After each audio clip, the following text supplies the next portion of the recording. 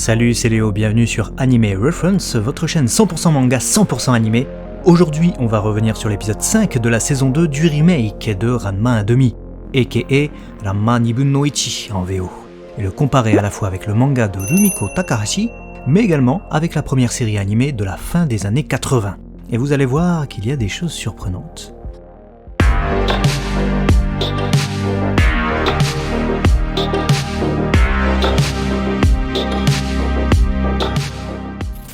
La première surprise, et non des moindres, est que cette série remake fait un move étonnant.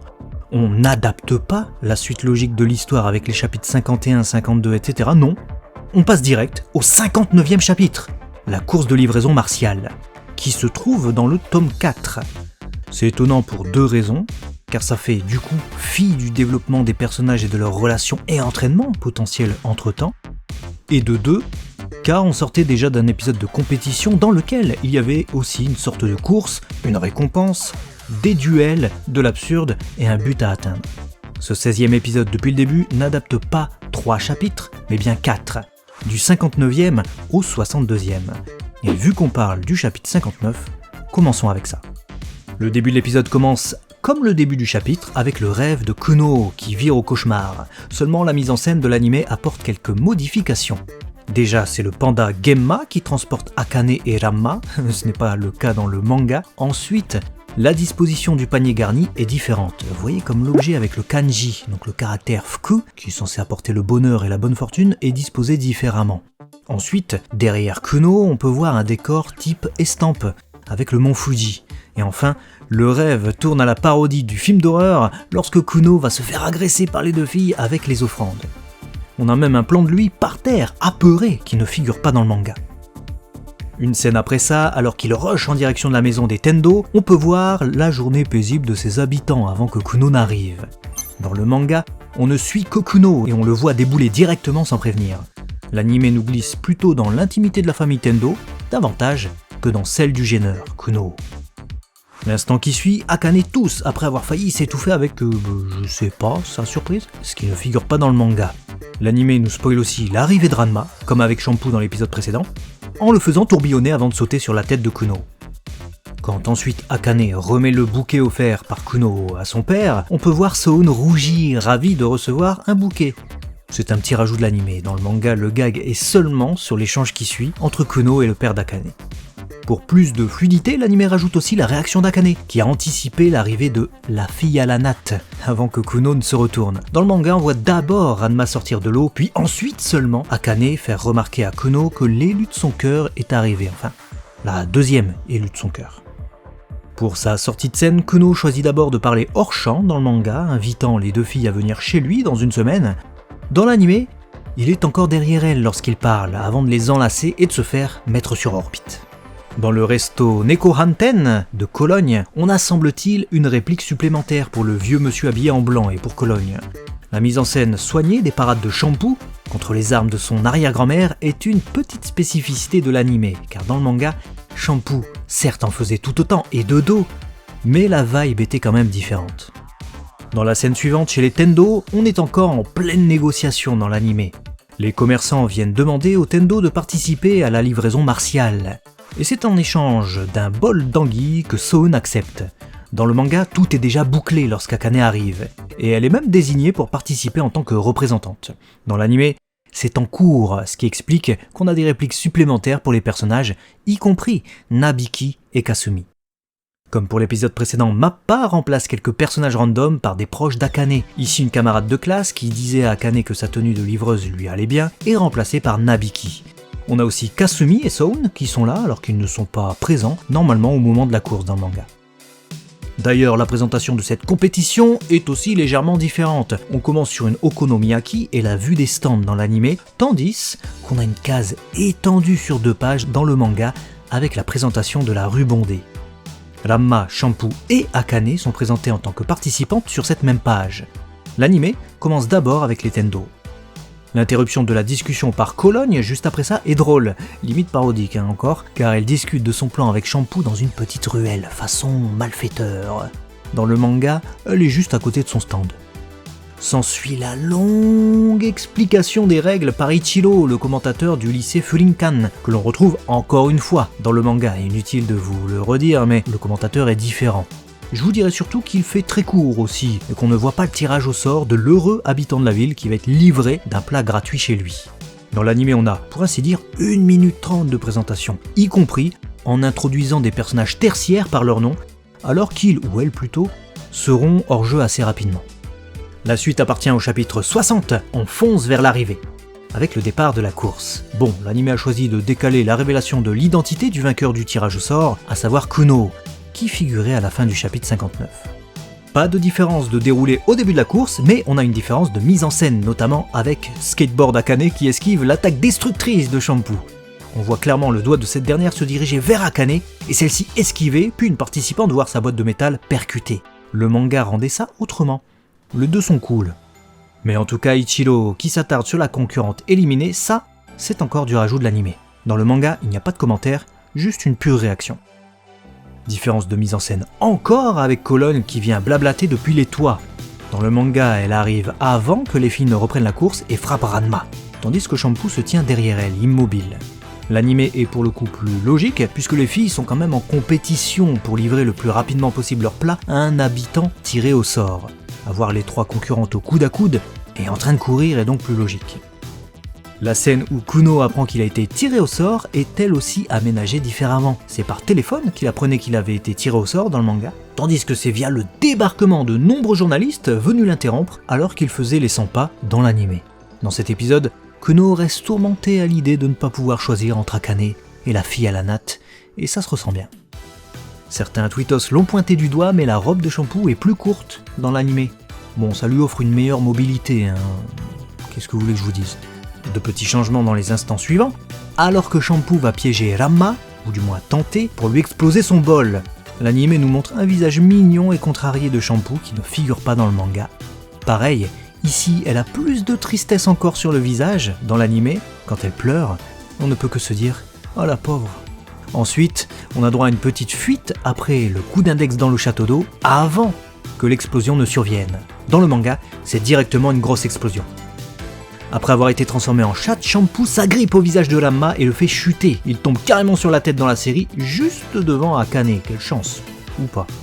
Car dans le manga, Akane le rattrapait au moins. L'arrivée des 3 filles chez Kuno, en cassant tout, était la toute fin du chapitre 60. L'anime joue bien le coup en faisant une habile transition entre le commentateur et l'instant où Ranma se demande pourquoi Kuno est là, ne sachant pas qu'on est chez lui. C'était là le tout début du chapitre 61. Bon appétit.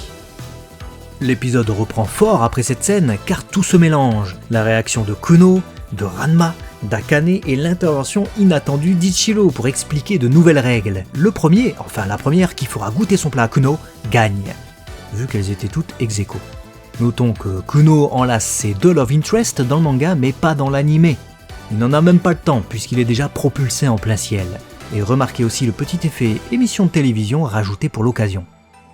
Et le bon respect de la pose Takahashi de Kuno avec ses doigts façon Spider-Man pendant qu'il est en plein ciel. Quand Shampoo déclenche son arcane secrète de la livraison, le lasso Chow Mein, l'affaire est commentée par Cologne qui répond aux interrogations des organisateurs du concours, dans le manga du moins, car dans l'anime elle répond aux interrogations d'Ichiro qui gueule dans son micro. Détail à la noix cette fois, quand Kuno s'annonce alors que les 3 filles sont tombées dans le dojo souterrain de celui-ci, il fait encore sombre dans le manga. Dans l'anime, il vient d'allumer la lumière. Enfin, quelqu'un a dû le faire pour lui. Ensuite, Akane attrape son bento projeté par Shampoo avec une seule main dans le manga, mais elle le rattrape avec les 2 dans la série télé. Et comme on ne joue pas avec la nourriture, un plan a été retiré, celui de Shampoo qui revient à la charge et shoot dans la viande pour l'empêcher d'avoir son plat complet à livrer, car rappelons que la règle stipule qu'il faut un plat entier. Ranma va donc tenter de rattraper le bout de viande qui était encore resté en plein ciel dans l'anime, et celui-ci l'avalera sous le regard choqué d'Akane, un plan rajouté pour la série. Éliminé après ça, Akane demande à Kuno de lui filer son tuyau d'arrosage, enfin de l'eau quoi. La demande est formulée différemment selon la version, comme vous pouvez le remarquer. Dans l'anime, on dirait limite qu'ils font équipe. Le commentateur concluait le chapitre 61 en disant que les demoiselles commençaient à se crêper le chignon. C'est ici qu'Ichiro formule cette remarque et on passe au chapitre 62. Moi, manger ça ? Un chapitre qui débute de manière peu commune, avec la bataille entre Akane et Ranma et Shampoo. Kuno essaie de calmer tout ça mais il se prend un coup de pied en pleine poire. Un coup qui le fait chuter à la renverse dans l'anime, mais qui le propulsait à nouveau au plafond dans le manga. Il aurait pu faire partie de la Team Rocket, clairement. Après l'explosion du tuyau d'arrosage qui transforme du coup Shampoo en chat et provoque la peur panique de Ranma, l'élurophobie, on peut voir cette dernière courir vers les bains, quittant le dojo souterrain et empruntant les escaliers. La scène se conclut à l'identique, mais le chemin emprunté par Ranma est plus direct dans le manga puisqu'on voit clairement indiquer les bains, là où l'anime nous fait tout un parcours chaotique habillé d'onomatopées. Enfin, on voit clairement Ranma tomber dans le bain dans l'anime, pas dans le manga, là où la surprise est conservée jusqu'à ce qu'on tourne la page. L'anime nous propose d'ailleurs ce plan fort drôle de Ranma habillé en fille à la surface du bain, un bol sur la tête. Quand Kuno brise son Bokuto, ou plutôt quand celui-ci se brise sur Ranma, on peut voir le chef du club de Kendo regarder son bâton avec deux expressions bien différentes selon les versions. Une expression d'incompréhension dans l'anime, le ramenant à son côté débile, et une expression plus sobre, presque songeur dans le manga. L'échange qui s'ensuit entre les deux est proposé différemment là aussi, puisqu'on a pas mal d'esquives de Ranma dans l'anime, tandis que dans le manga, les deux adversaires ne se portaient qu'une seule attaque. Après ça, Ranma tente sa technique originale de la livraison martiale, la prise du sac à dos. Dans le manga, on peut voir Akane et Shampoo réagir furtivement et avec étonnement à cette tentative. Dans l'anime, c'est Kuno qui est surpris. Un passage est d'ailleurs coupé, celui où Shampoo dit à Ranma que cette technique a un grand point faible, comme s'il s'agissait réellement d'une vraie technique. Et Kuno en profitait pour révéler alors que tant qu'il n'ouvrait pas la bouche, il serait impossible de lui faire avaler les ramen, donc les nouilles, et donc impossible pour Ranma de gagner l'épreuve. Dans l'anime, Shampoo n'intervient pas, et Kuno se grille tout seul. Ichiro est là pour commenter la scène depuis la fenêtre, tandis que dans le manga, personne n'y assiste. D'ailleurs, après avoir goûté aux nouilles trempées, Kuno part appuyer sur un bouton situé sur une statue de lion dans son bain, avec son gros orteil, déclenchant ainsi, volontairement, un immense geyser. Ceci prend 2 pages et demie dans le manga, et on peut voir que Kuno a sciemment préparé sa sortie pour punir le garçon qui a osé lui faire manger son plat dégueulasse. Dans l'anime, c'est totalement différent. Ranma lui fait bouffer ses nouilles, qu'il trouve infâmes, Kuno s'évanouit et se claque la tête sur le bouton. La statue sort alors de l'eau et un immense geyser propulse Kuno inconscient et Ranma jusque dans l'étang extérieur. Ranma en sort à moitié nu et Kuno lui retombe sur la tête et nous retombons nous aussi sur nos pattes avec la même conclusion. Le chapitre se concluait ainsi avec Kuno qui mangeait les nouilles à l'eau de l'étang et aux mini-carpes sautantes, tandis que Ranma était interviewé. L'anime rajoute tout le passage où Ranko écarte Kuno, qui tente de l'enlacer à nouveau, le passage où elle lui propose gentiment le bol, et celui où il pleure de joie et où le commentateur Ichiro nous dresse la conclusion de tout ça avec des feux d'artifice et les réjouissances de tout le monde. Effectivement, sans l'amour de Kuno, jamais il n'aurait avalé un truc pareil. Ranma doit donc bien sa victoire à l'amour. L'anime crée ceci dit un petit paradoxe, car Ichiro annonce que Saotome et Ranma remportent la victoire, ce qui aurait encore pu révéler le poteau rose à Kuno, qui croit encore certainement fortement qu'il s'agit d'un homonyme. Pour ce qui est de la première série, ça va aller vite, car non, ce n'est pas dans l'épisode 25 et sa suite que se trouve l'adaptation de ces 2 chapitres, car les épisodes 25 à 27 étaient consacrés à l'intrigue avec Azusa et Sanzein, les 2 patineurs. 3 épisodes fort réjouissants qu'on a vu réadaptés en saison 1 et que je vous conseille, quelle que soit la version. Perso, j'ai tout de même un gros attachement à la première série, notamment pour son ambiance visuelle et sonore là-dessus.